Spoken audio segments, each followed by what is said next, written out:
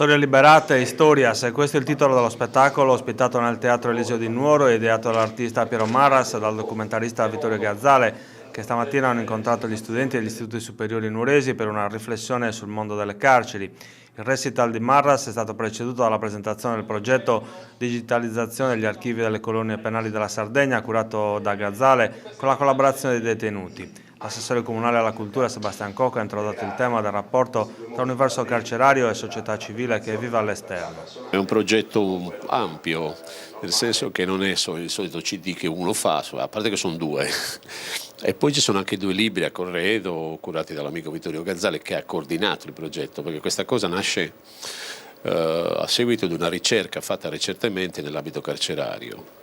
Sono stati ritrovati una serie di documenti dai primi del Novecento a oggi, quindi una ricerca molto seria dove sono stati coinvolti anche i detenuti, per cui insomma, è una cosa abbastanza importante, almeno io l'ho ritenuta tale, anche se non pensavo di trovarvi poi all'interno delle cose incredibili, cioè lettere mai arrivate a destinazione, lettere dei detenuti che i detenuti scrivevano ai propri cari e che qualcuno censurava.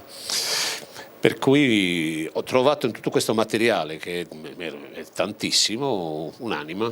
Io ho cercato con la musica di liberarlo, ecco perché Storie liberate, no? Perché queste lettere sono state ignorate completamente, il fatto che le abbiano trovate là vuol dire che non sono mai partite, e così confessioni, insomma è un lavoro abbastanza articolato che mi ha impegnato 4 anni. Per cui.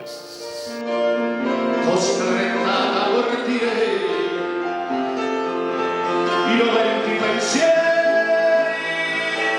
di una mente allo sbando,